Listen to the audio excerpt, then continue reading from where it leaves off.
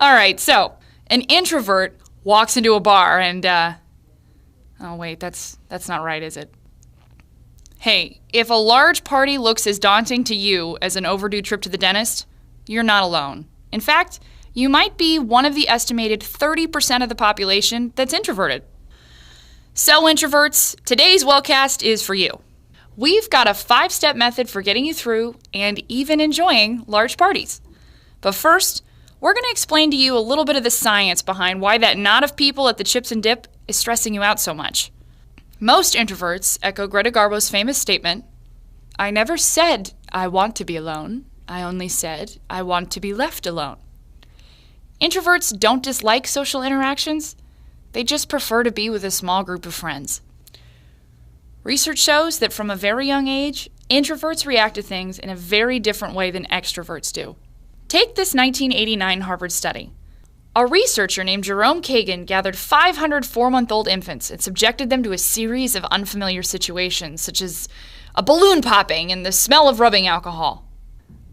About 20% of the infants reacted very strongly to these triggers. They screamed, cried, thrashed their arms and legs. The rest stayed mostly quiet. When Kagan interviewed these subjects years later, he found that most of the children who reacted strongly to the external stimuli turned out to be introverted. So what can we glean from that? Well, the answer lies in the fundamental difference between extroverts and introverts. Psychologist Elaine Aron explained it in a January 2012 Time magazine article. Introverts have a low threshold for external stimulation. They get their nourishment from internal stimulation, reading, thinking, listening to music, and they're drained by external interactions. A lot of people, loud noises, a party.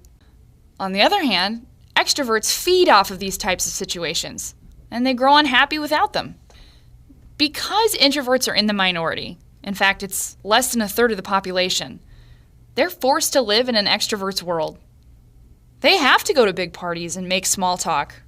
Essentially, they're forced to do all of the things that drain them on a regular basis. Hey, there are plenty of benefits to being an introvert, and we're not saying that you should change who you are or walk around the party with a scarlet eye on your chest. But because we can't always avoid these situations, we're going to talk about how to handle them with the least amount of stress and anxiety. It's time for our party crash course. We've got 5 steps planned for you. So pause and print this card, and be sure to fill it out before your next party. Are you back? Okay, let's get started. Step 1, plan your escape.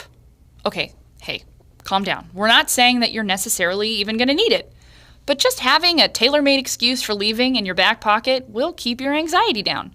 It can be anything from, "Oh, sorry, I have another party that I'm supposed to be at," to, "Oh, I'm really sorry, I got a migraine." Step 2, locate your on-deck circle. All right, so when you walk into the party, the first thing you should do is scan the surroundings for somewhere you can retreat to if things get a little too overwhelming. Hey, this could be a balcony, a bedroom, a hallway, even the great outdoors. Step 3, give yourself a task. Hey, if you're worried about not knowing what to do at a party, help the host with whatever they need to get done. Pick up cups, help pass out food, anything. Not only will this give you a set agenda for the night, you'll be able to socialize with a wide variety of people without being tied down to one long, possibly incredibly awkward conversation. Step 4, when in doubt, find other introverts.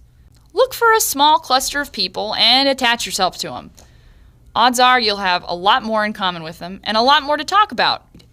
Step 5, know when to give yourself a break. If you're too overwhelmed or uncomfortable, use that out that's waiting in your back pocket. It's completely okay to leave the situation, especially if it's not doing anything for you. Also, be sure to plan some alone time the next day so you can recover. Let's recap. Step 1, plan your escape. Houston, we have a problem. Step 2, locate your on-deck circle. Oh, hey, I like your shirt. Step 3, give yourself a task. Corn dog? Step 4, when in doubt, find other introverts. Step 5, know when to give yourself a break. Whew. Did these tips work for you? Do you have any tried and true methods for social situations? Let us know. Tweet us at WatchWellcast, email us at watchwellcast@gmail.com, or leave a comment down below. We'll see you next time.